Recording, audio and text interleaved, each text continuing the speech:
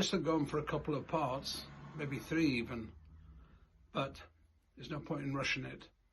So selection we talked about, and that is finished. So where are we now? First of all, let me just do a promotion with you very quickly.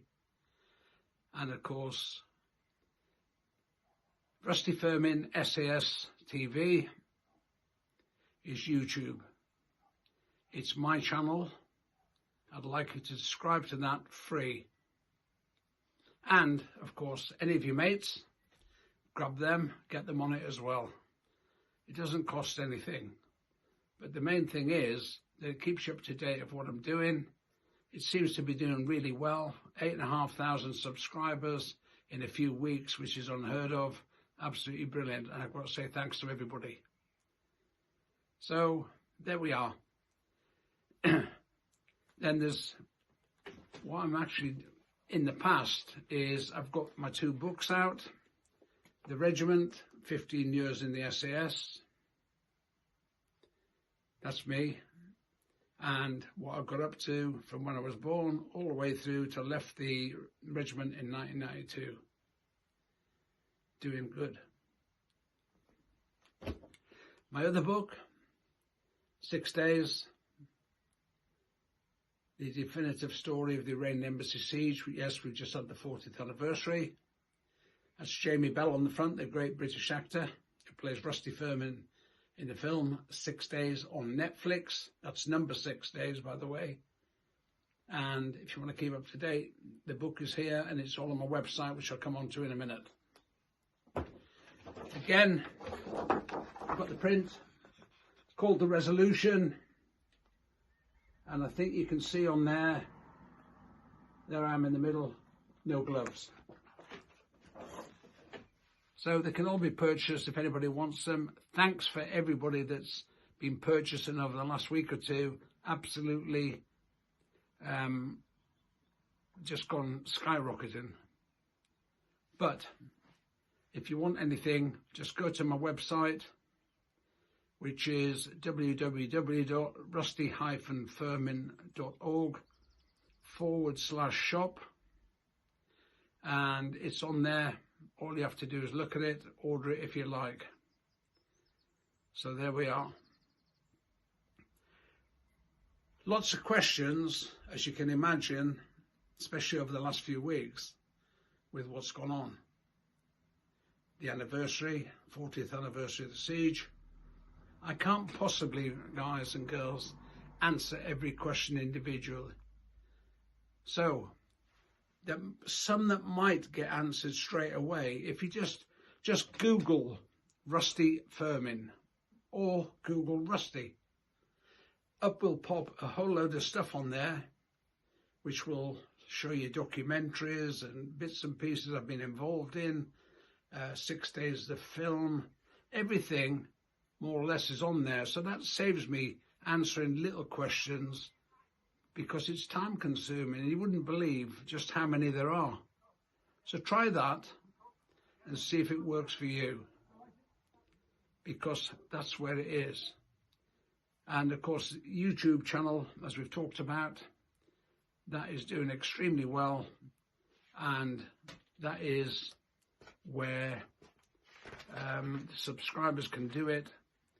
And before we know it, we're going to have an awful lot on there, and it'll be a big thanks to you guys.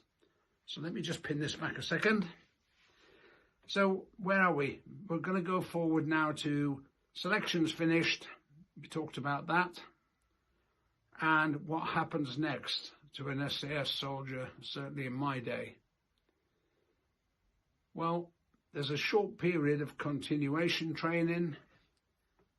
I'll quickly talk you through that. And the reason we have that in there, or did have it in there, is because we had nothing to do for a few days while the Ruperts, the officers, if you like, they all went on like an officer's test week.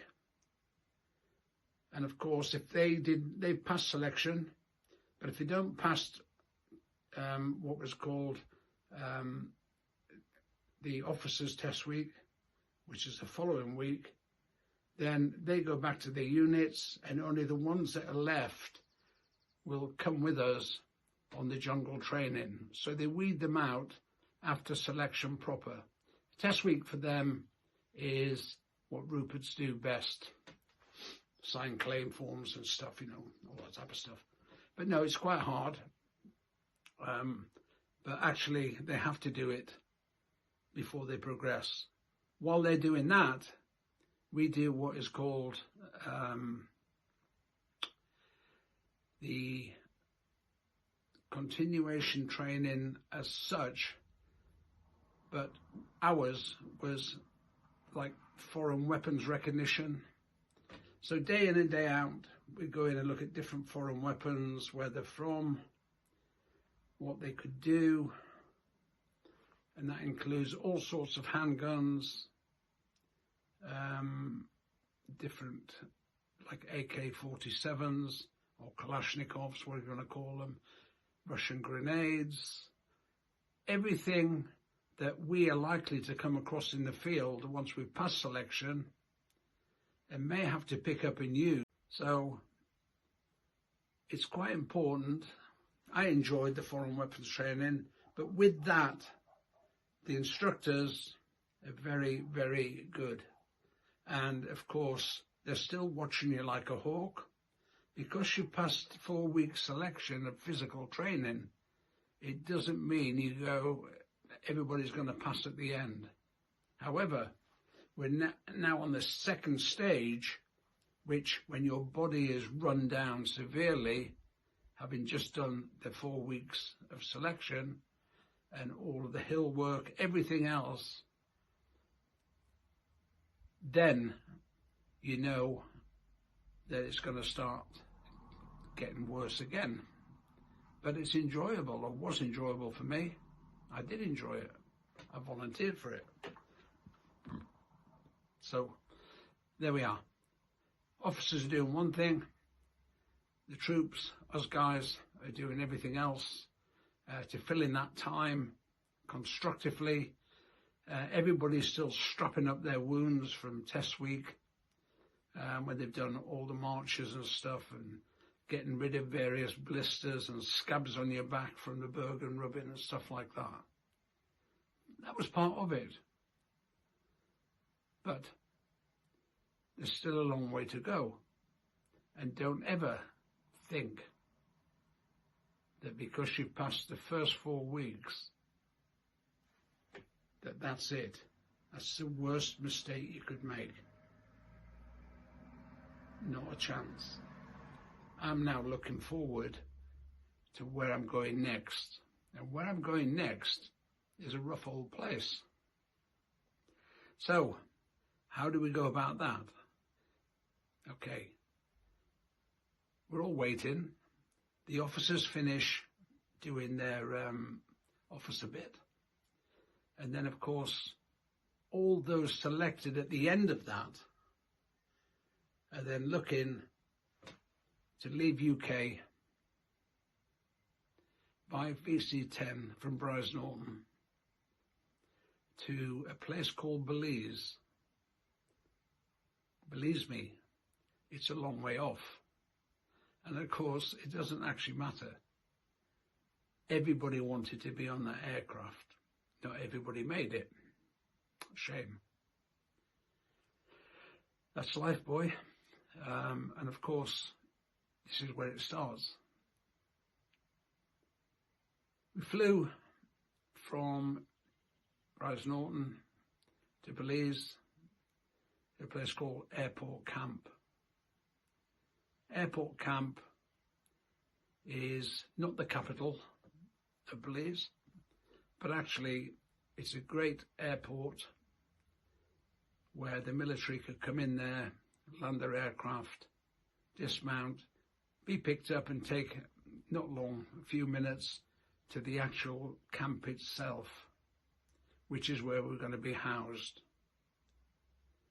And Belize itself is only a small country, what size of Wales maybe.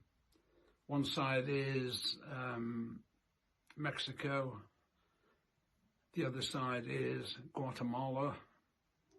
And later on, there was supposedly going to be a conflict because Mexico, Guatemala thought Belize belonged to them. However, we had different ideas yet again. So, 1977 it is. And weather, quite good. So we land there, we get picked up, we go to what we call the Basha area in the local battalion that was there, which was a British battalion at the time. And we come under the name of F Troop. It's not the same anymore. This is a long time ago. So we've arrived, red hot. People just want to get out. We know we've only got a short time before we get over there, get into what we call the bashers, billets, block, whatever you want to call them. But that's where we're going to house to start with, overnight and into the next day, where you get issued all your kit and equipment which you're going to be using over the next few days. Obviously, you've got your own belt kit and you've got your own standing up kit, but everything else, rations and so on, you pick up there and take them across there and sort everything out, ready to deploy into the jungle. Obviously, that night, the lads are allowed to use the messes over there in the local battalion, go over, have a few beers, have a chat amongst ourselves.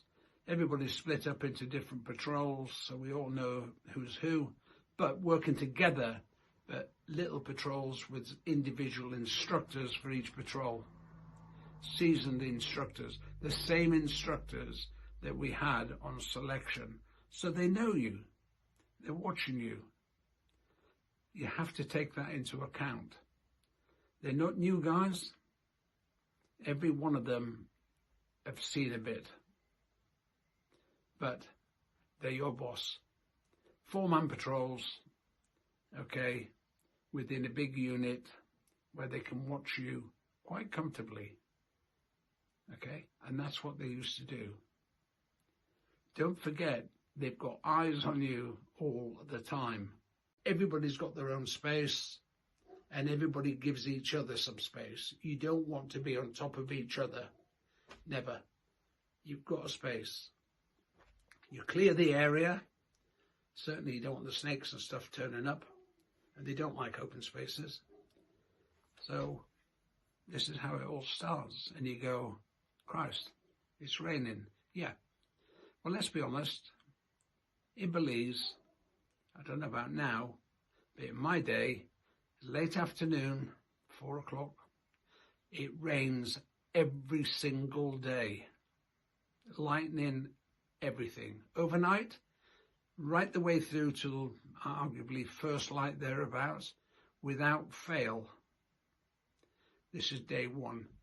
Welcome to Belize.